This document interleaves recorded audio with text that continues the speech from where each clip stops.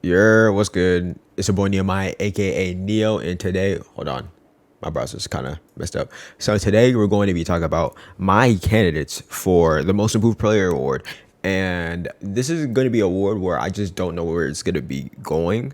A guy like Julius Randle. Actually, let me just pull up the list of winners from previous years. So, Most Improved Player Award has been a award that I don't really like to give out because it's really just not consistent with how it's really given out. So a guy like John Morant, I think he's a guy who improved the most. However, a guy like let's say CJ McCollum, while I would say he did improve, don't get me wrong. It's more so that he just got the opportunity that he always needed. Same with Victor Oladipo. Even actually no, Pascal did improve.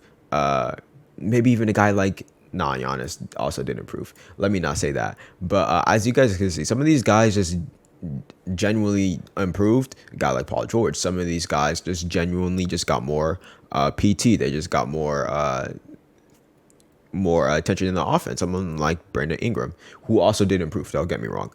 All these guys have improved. Don't get me wrong, but they aren't necessarily the most improved player. If you guys know what I'm talking about. So yeah, to go off of that, I don't really understand like the necessary criteria for it. John Morant is a guy who is 23. I'm pretty sure. Julius Randle wasn't. He's like 27, 28, I believe. Brandon Ingram was very young when he won this. Probably, I think third, fourth season. Pascal Siakam, he's actually pretty old. So, Victor Oladipo was also pretty old. So you guys can kind of see. Up until recently, it's pretty much just been like a bunch of 30 year olds, like 20-year olds. So I think that because of that, it kind of draws the attention to this award being more catered towards younger players now because they are most rapidly improving. That and it's easier to call how good certain players are going to be based off of how old they are.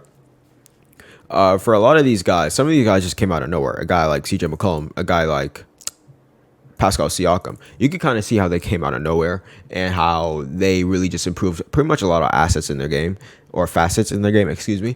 And they just came up to be one of the more surprising players in the league. I usually call this award the most surprising player of the league award because it's not necessarily how good they were. It was more so how good they are compared to how good they were beforehand, which I'm just going to be honest. I think that not many older players kind of qualify for this at this point. So, yeah, let's get into it. So first we have Onyeka Okongwu. I think that this is an honorable mention only because I'm not sure if he's really going to get that much PT this season.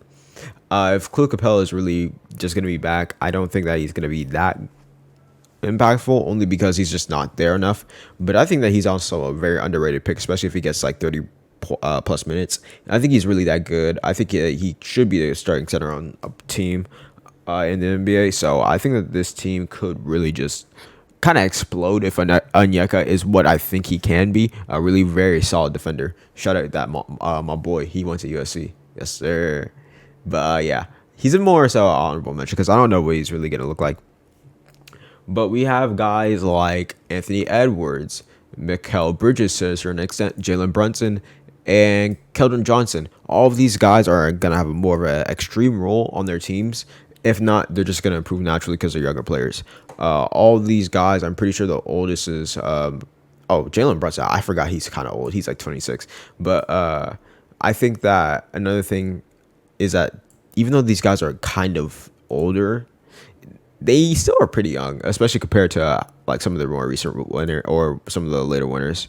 So yeah, one thing that I do want to mention too, the past, I think five, no six, the past 6 or 7 winners of this award are all stars. That's something to very importantly keep in mind. A big complaint about last year was that not John Morant, Jordan Poole did not win because he was technically or he had a really good season. He came back from the G League last year, even though he was still really good after the G League. He was averaging a little less points, a lot less points, but he was still very solid. But another really bad thing for his case is that he didn't win or he wasn't an All Star, especially before that stretch. So it really sucks for him.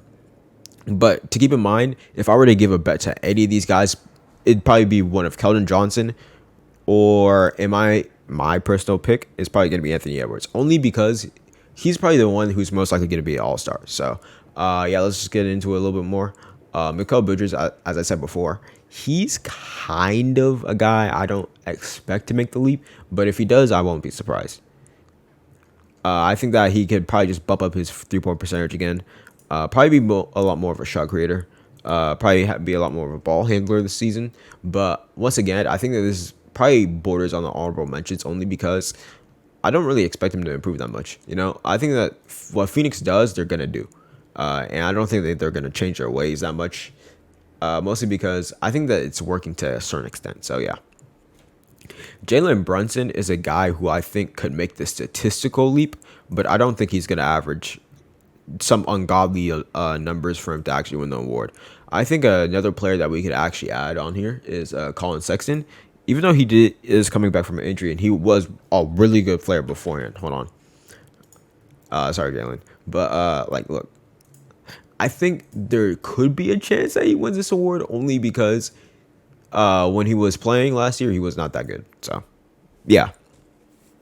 But for Jalen Brunson, I just don't think that he's going to make the statistical leap. I think for him to win this award, he has to at least average 22 points. I don't know if he has that in him in a regular season. I think he has it in a playoff series, but not in a regular season, especially with how the Knicks are. Looking at his playoffs against Utah, he would have to average around this much in order for me to at least convincingly see him as a pick. Only because, again, he has to be an all-star in the Eastern Conference as a guard, honestly. And I just don't expect him to actually make that leap. So I think that's kind of tough on Jalen. But again, you got to do with your competition. Keldon, I think that he can make the jump. I know that I didn't say Jalen Brunson could, but I think that he could actually jump up to a 22-point per game score. If you really watch him, man, he just got that dog in him. I just don't understand how to explain it. He just got that dog in him. You know that he can actually just, if he just has more play time, more experience on his belt. Again, he improved his 3-point shot significantly over the last couple of seasons or over the last 2 seasons. He's already improving. All he really needs is like 22 points per game, maybe 3, 4, 5 assists. And keep in mind, he's probably going to reign the offense only because they don't have anyone else too. So he's probably going to be the number one option. He's probably going to be having the ball in his hands a lot more. And I think that he's probably going to be reigning free. Look at DeJounte Murray, who was also a candidate for last year. He was the one who took a really good leap because, as I've said, he was the number one option last year. Look at the difference. He was more efficient this year. He had much more assists, much more rebounds, much more points. And overall, he was just a better version of himself because DeMar DeRozan wasn't there. I think we could say the same for Keldon Johnson. Keldon Johnson can make those leaps, even though I don't think he's going to be that good of a playmaker. But I think if he does, if the Spurs are around the 8th seed, around the 7th, maybe even the 9th seed, I could see him being an all-star. But let's not kid ourselves. It's probably going to be Ant. Only because he could probably bump this up to like 25. Actually, let me look at Ja Morant's stats real quick. Because Ja Morant, he kind of exploded. So, pause, excuse me. He kind of did take a leap. He took a 8-point leap, as you guys can see right here. So, I do think that that's a really good comparison to make. I think if he averages very sub-draw-esque numbers, if not a little bit better, because he's probably going to have the ball up more, especially as a sole creator and being probably a top 25-ish player going into next, or not going into next year. I'm predicting him to be a top 25 player next year. I do think that he can make the leap, man. Bump this up to like 38 on same attempts. Be a lot more consistent with his scoring because there are games where he just kind of dies down. But yeah, I think if he averages these playoff numbers for pretty much the rest of the season, I think that he could see a really good chance of him being that guy. So yeah. Another good pick for me though is Jamal Murray. And while I do kind of understand why someone wouldn't pick him, I would personally say that if he gets up to like 25-ish points, kind of just Bubble Murray stats. If not Bubble Murray, I think you guys have seen it beforehand. But the stats that I showed last game or the last time, he actually averaged a very efficient uh, 24 points over the last 24 game or yeah 23 24ish games he played. So if he could average that, I think that we're gonna expect a lot from him, and he could maybe even be an all-star. I think if you're an all-star, you're probably just gonna win the award. If you're a first-time all-star, bets are you're probably just gonna win it. Plus he's an older player, so I think that could kind of qualify. 25-ish years old. So, yeah, I think that's it for me though. So if you guys have a pick for the most improved player, I don't really have that confidence in like a lot of these players except for Ant. But yeah, I hope it's a guy that's kind of under the radar though, because I don't really want it to be a award where it's really just not most improved. It's more so just benefiting the players who actually do improve from season to season. So yeah. It's your boy Nehemiah, aka Neo, and I hope you guys are having a great one.